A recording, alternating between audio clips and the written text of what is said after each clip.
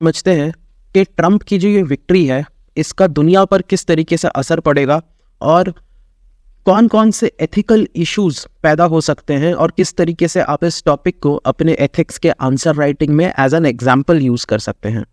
तो देखिए, ट्रंप के जीतने के बाद अमेरिका का जो ग्लोबल अप्रोच है उसमें बहुत ज़्यादा चेंज आने वाला है, क्योंकि अब से अमेरिका अपने इंटरेस्ट को ज़्यादा प्रायोरिटाइज करेगा rather than world peace. World leader बनने की कोशिश वो कम करेगा और खुद का इंटरेस्ट ज़्यादा वो केयर करेगा। यहाँ पे चेंजेस आ सकते हैं कैसे कि अमेरिका अपने सिक्योरिटी पे, अपने इकोनॉमिक्स पे और अपने टेक्नोलॉजिकल सुपीरियॉरिटी पे ज़्यादा ध्यान देगा। अमेरिका फर्स्ट ये तो स्लोगन था ही ट्रंप का, ये अब उनके गवर्नमेंट का स्टांस भी बन जाएगा, जहाँ पे मल्टीलैटरलिज्म जो था, जहाँ पे अलग अलग देश एक साथ ट्रेड करते थे फ्री में, वो सब बंद हो जाएगा। ग्लोबल वेलफेयर बंद हो जाएगा कि चलो गरीब देशों को टैरिफ फ्री एंट्री दे देते हैं, वो सारी चीज़ें बंद हो जाएंगी, क्योंकि अब प्रायोरिटी में अमेरिका का इंटरेस्ट सबसे ऊपर रहने वाला है। अच्छा, अब रीजन वाइज डिस्कस कर लेते हैं कि कौन से देश में, कौन से रीजन में क्या क्या फर्क आएगा, इम्पैक्ट आएगा। यूक्रेन का देखें तो यूक्रेन के लिए ट्रंप का सपोर्ट कम हो जाएगा, क्योंकि ट्रंप ने बोला है कि उसको एक क्लियर एंड गेम चाहिए, मतलब क्लियर उसको बताओ कब चीज़ें खत्म होंगी। दोनों लीडर स्पेशली ज़ेलेंस्की, वो हर साल आता है $50 बिलियन जेब खर्च के लिए लेके चला जाता है, ऐसे नहीं चलेगा। क्लियर बताओ कब क्या प्लान है और कब खत्म करोगे, तब जाके कुछ मिलिट्री या इकोनॉमिक एड मिलेगा, उसके बिना कुछ नहीं मिलेगा। उसके बाद ट्रंप का फोकस होने वाला है पीस डील के ऊपर कि जैसे भी करके वो शांति करो। उसके लिए भले ही वो यूक्रेन को मजबूर करे कुछ टेरिटोरियल कंसेशन देने के लिए, ठीक है, कुछ एरिया तुम रशिया को दे दो, उसके बदले में रशिया से गारंटी ले लो अपनी सिक्योरिटी की कि रशिया इसके बाद हमला नहीं करने वाला। तो इस तरीके से वो एक पीस डील कराने की कोशिश करेगा। और दूसरी तरफ यूरोप को भी एक तरीके से चेतावनी दिया गया है कि अगर यूरोप को ज़्यादा प्रॉब्लम है मॉस्को के साथ, रशिया के साथ, तो आप अपना कॉन्फ्लिक्ट खुद देखो, अमेरिका उसमें कुछ नहीं बोलने वाला, कोई हेल्प नहीं करने वाला।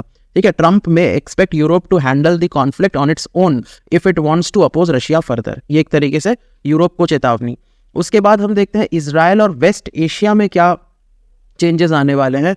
ट्रंप का फोकस हमेशा सऊदी इजराइल रिलेशन को मजबूत करने में पहले भी था, अभी भी यही होगा, नॉर्मलाइजिंग इजराइल सऊदी रिलेशंस। उसके बाद इजराइल को बहुत ज़्यादा सपोर्ट मिलने वाला है कंपेयर टू बाइडन। नेतन्याहू को एक तरीके से फ्री हैंड मिल जाएगा कि जो मर्जी करे वो गाजा और वेस्ट बैंक में। उसके बाद लॉन्ग टर्म पीस के लिए ट्रंप काम कर सकते हैं कि थोड़ा बहुत वो प्रेशर बनाए इजराइल पे कि जो हो गया, अब अपना जो एग्रेशन है उसमें कमी लाओ, ताकि इस पूरे रीजन में स्टेबिलिटी आए और अलायंसेस बनाए जा सके और जो अलायंसेस हैं उनको मजबूत किया जा सके। अगला असर आएगा चाइना के ऊपर। चाइना के साथ ट्रेड टेंशन्स बढ़ेंगे, क्योंकि ट्रंप ने बोल ही दिया है कि वो टैरिफ लगाने वाले हैं चाइना पे, और चाइना पे हमेशा इल्ज़ाम लगता है कि वो अमेरिकन जॉब्स को चुरा लेते हैं। क्योंकि जैसे इस बार अगर आप देखो तो मिशिगन स्टेट से ट्रंप जीत गए हैं। Michigan is the automobile capital of America. Detroit है, वहाँ पे जितने भी फोर्ड, शेवरोले, जनरल मोटर्स, ये सब कंपनीज मिशिगन में हैं। तो मिशिगन के लोगों ने, वहाँ के लेबर यूनियंस ने भर भर के वोट दिया है ट्रंप को, इस उम्मीद में कि जो जॉब्स चाइना चली गई हैं, हाथ के काम वाले, मैन्युफैक्चरिंग वाले, वो जॉब्स वापस अमेरिका आएंगे। उसके बाद टेक्नोलॉजिकल रेस्ट्रिक्शन, चाइना पे बहुत ज़्यादा टेक्नोलॉजिकल रेस्ट्रिक्शन लग सकता है, क्योंकि यूएस अपना टेक्नोलॉजी सेक्टर को डेवलप भी करना चाहता है और ग्रो भी करना चाहता है। यहाँ पे बहुत बड़ा रोल होने वाला है एलॉन मस्क का, क्योंकि एलॉन मस्क सबसे बड़े सपोर्टर थे पूरे इलेक्शन कैंपेन में ट्रंप के। और एलॉन मस्क के टेस्ला को अगर पूरी दुनिया में किसी से खतरा है तो वो BYD, जो चाइनीज ऑटोमोबाइल कंपनी है जो इलेक्ट्रिक कार्स बनाती है और टेस्ला के टक्कर की कार बनाती है, तो उससे खतरा है। एलॉन मस्क कभी नहीं चाहेंगे कि BYD अमेरिका आए या टेस्ला का जो मार्केट शेयर है पूरी दुनिया में उसको कैप्चर करे। तो ये इसमें एलॉन मस्क का भी एक अपना स्वार्थ होगा टेक्नोलॉजी रेस्ट्रिक्शन करवाने में। फिर ट्रंप कुछ पोटेंशियल डील कर सकते हैं, क्योंकि ट्रंप जो है ना वो बहुत ही ट्रांजैक्शनल नेता है कि अगर आप उनको फेवर्स दोगे तो वो बदले में फेवर्स आपको देंगे। तो यहाँ पे चाइना अगर कुछ अच्छा डील दे सकता है अमेरिका को, ट्रंप को, तो ट्रंप नेगोशिएट करने के लिए भी तैयार हो जाएंगे। यहाँ पे कोई भी आइडियोलॉजी उनको रोक नहीं सकता। अगर अच्छा डील मिल रहा है तो वो ज़रूर लेंगे, वो इस मानसिकता के लोग हैं, उनका व्यक्ति है। ठीक है, फिर आएगा यूरोप में। यूरोप को सेल्फ रिलायंट बनना होगा। अब ट्रंप के अंडर में यूरोप को अपनी सिक्योरिटी का चार्ज खुद लेना होगा। ट्रंप अब ज़्यादा पैसे नेटो को या यूरोप को नहीं देने वाले। फिर इससे क्या होगा कि जो ट्रांस अटलांटिक रिलेशनशिप है यूएसए और यूरोप में वो कमज़ोर हो सकता है, क्योंकि अमेरिका का सपोर्ट जो है वो रिड्यूस हो जाएगा धीरे धीरे। ग्लोबल ट्रेड की बात करें तो मल्टीलैटरलिज्म ख़त्म हो जाएगा। मल्टीलैटरलिज्म क्या है कि बहुत सारे देश मिलकर आपस में एक ग्रुप बना लेते हैं और आपस में फ्री में ट्रेड करते हैं। यहाँ पे कोई किसी के ऊपर टैरिफ नहीं लगाता। तो ये मल्टीलैटरल अग्रीमेंट्स जो है यूरोप और यूएसए के साथ हैं, तो ये सब खत्म हो सकता है, क्योंकि ट्रंप ने रेसिप्रोकल टैरिफ की बात की है सबके ऊपर। जो जो अमेरिका के ऊपर टैरिफ लगाता है उनके बदले उसको रेसिप्रोकेट करेंगे, वो उन देशों के ऊपर भी लगाएंगे। और इससे मल्टीलैटरल जो अग्रीमेंट्स हैं, जो एक पूरा सिस्टम बना हुआ है, वो बिगड़ सकता है। ये फ्री ट्रेड्स खत्म हो सकते हैं। फिर डोमेस्टिक मैन्युफैक्चरिंग पे वो ध्यान देंगे। डोमेस्टिक मैन्युफैक्चरिंग पे अगर ध्यान दिया तो क्या होगा कि जो ग्लोबल सप्लाई चेन्स है उसको उसके डिसरप्शन का खतरा बढ़ जाएगा। ठीक है, तो ओवरऑल क्या क्या होता है कि डिसरप्टिव चेंजेस आ सकते हैं रीजन में, जहाँ पे ट्रेड, टेक्नोलॉजी, सिक्योरिटी, ये सारे फैक्टर्स में चेंज आ सकता है, क्योंकि अमेरिका फर्स्ट अप्रोच होने वाला है अब से। और इम्पैक्टेड रीजन्स होने वाले हैं यूरोप, एशिया, वेस्ट एशिया। और अमेरिका के नए स्ट्रैटेजीज, नए तरीकों को एडजस्ट करने के लिए पूरी दुनिया को थोड़ा बहुत अपने अंदर भी चेंजेस करने पड़ेंगे। मेन अब बात करते हैं एथिकल इश्यूज की, कि इस टॉपिक में एथिकल इश्यूज क्या क्या बनते हैं और कैसे आप इसको अपने आंसर राइटिंग में यूज कर सकते हैं। देखिए, पहला जो मुद्दा बनता है वो आइसोलेशनिज्म और ग्लोबल रिस्पॉन्सिबिलिटी का है। यहाँ पे ट्रंप आइसोलेट करने की बात करते हैं कि अमेरिका को हम आइसोलेट कर देंगे, किसी दुनिया के पचड़े में हम नहीं पड़ने वाले, हम खुद अपना नफा नुकसान देखेंगे और खुद ग्रो करेंगे। बट दूसरी तरफ स्पाइडरमैन का एक डायलॉग भी है ना कि with great power comes great responsibilities. तो अगर अमेरिका ग्रेट पावर है तो उसके ऊपर रिस्पॉन्सिबिलिटीज भी आते हैं कि दुनिया में कहीं अन्याय अगर हो रहा है या कहीं पे कुछ हो रहा है तो या जो वेस्टर्न कल्चर को अगर कोई खतरा आ रहा है तो उसकी भी प्रोटेक्शन करे। क्योंकि यही होता आया है, जो 5 आइज ग्रुप है, जो वेस्टर्न यूरोप है, अमेरिका है, कनाडा, ऑस्ट्रेलिया, न्यूजीलैंड, ये सब मिलके वेस्टर्न कल्चर को हमेशा प्रोटेक्ट करते आए हैं through communism, through Chinese culture. ठीक है, इन सब के इन्फ्लुएंस से बचाते हुए आए हैं। तो अब ट्रंप क्या इसको बचाएंगे या आइसोलेशनिज्म की तरफ चले जाएंगे? तो this is an ethical dilemma. Should a powerful country like US prioritize its own interest और should it consider broader global responsibilities?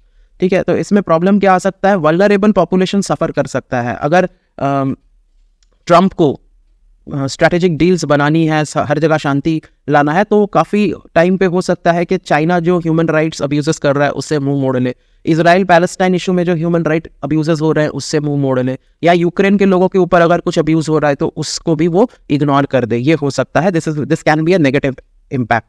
उसके बाद जो second type of dilemma ethical issue आ रहा है वो है मल्टीलैटरलिज्म और कोऑपरेशन का। जो इंटरनेशनल अग्रीमेंट्स की गई हैं, बाइडेन के टाइम पे की गई थी, अगर उसको अबैंडन कर दिया जाए तो एक ethical it won't be ethical कि एक नेता करके गया और आप नए वाले नेता के अंदर कोई कंटिन्यूटी नहीं है, तो उसके बाद से अमेरिका के ऊपर कोई भरोसा नहीं करेगा कि इस बार रिपब्लिकन है, अगली बार डेमोक्रेट आएंगे तो पूरा पॉलिसी चेंज हो जाएगा।